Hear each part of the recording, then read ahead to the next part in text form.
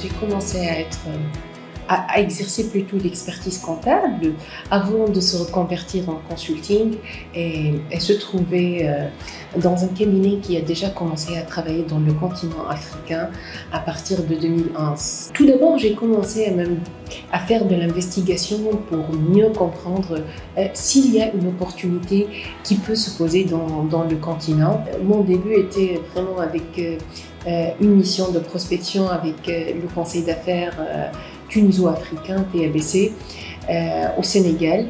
Revenant de ce voyage-là, j'ai commencé à faire le terrain toute seule et le premier pays auquel j'ai commencé à faire là où j'ai commencé à faire de la prospection, c'était la Côte d'Ivoire. 2017, on a eu notre premier marché en Côte d'Ivoire et c'était vraiment la porte d'entrée pour l'Afrique de l'Ouest. Actuellement, j'ai plus de 12 ans dans le continent africain, beaucoup d'aventures, un parcours qui n'est pas du tout linéaire, avec beaucoup de difficultés surmontées, avec beaucoup aussi de défis et de challenges. En tant qu'entrepreneur, j'aimerais bien partager avec vous 3 leçons cruciales. La première leçon, c'est vraiment, il faut croire en vous et il faut croire dans ces marchés-là, même si il y a des portes qui sont fermées. C'est-à-dire que parfois on va vous dire non, c'est difficile, etc. Essayez de faire le terrain, essayez de bien lire, essayez d'avoir l'écoute active nécessaire pour comprendre les opportunités qui peuvent se poser. Le deuxième point, il faut bien investir dans l'apprentissage.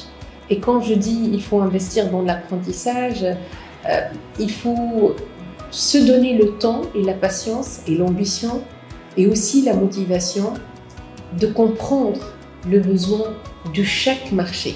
Dernier conseil que je peux également vous donner, ou bien la leçon que je veux partager avec vous, prenez le continent africain avec beaucoup d'humanité. C'est-à-dire essayez d'investir dans vos relations, essayez de mettre l'humain en priorité, essayez de bien entretenir vos relations. Vous permet de vraiment avoir une intégration réussie, mais surtout aussi une opportunité à saisir et une construction de collaboration win-win à moyen et à long terme. Il faut dire que les défis, que ce soit en termes d'export ou bien même en termes d'implémentation, sont diverses. Je commence toujours par vous en parler d'un défi majeur qui est le défi bancaire. Par exemple, quand on gagne un grand marché, on a vraiment des difficultés pour pouvoir enregistrer même les contrats dans ces pays-là pour préserver nos devoirs, parce que nous devrons prendre de l'argent d'ici, de la Tunisie, vers ces pays-là pour pouvoir faire l'enregistrement. Et du coup, c'est pas aussi facile et évident avec les lois tunisiennes pour prendre autant d'argent et aller faire l'enregistrement là. Et c'est à travers nos partenaires qui soumissionnent avec nous dans les projets qu'on peut vraiment trouver des solutions pour ce type de problème. D'autres défis majeurs par exemple, on parle beaucoup de la convertibilité du franc CFA parce qu'on négocie les contrats en franc CFA, mais on est obligé d'encaisser le dollar, l'euro ou le dinar, et du coup, il y a de la perte là-dessus. Il y a des défis d'ordre logistique, il y a certains pays, moi je dis phares, auxquels on ne trouve pas de ligne directe et on doit vraiment prendre beaucoup de temps pour y arriver et faire beaucoup de vols et le coût en fait du voyage augmente, ce qui aussi limite considérablement parfois notre compétitivité parce que nous on donne une offre aux clients qui inclut même les frais logistiques.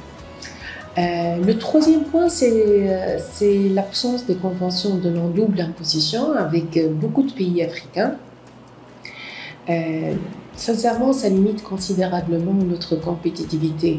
Et j'invite vraiment le ministère des Affaires étrangères et le ministère de Finances à travailler sur ce dossier-là parce que les conventions donnant double imposition facilitent l'export ou l'implantation des sociétés de services dans ces pays-là.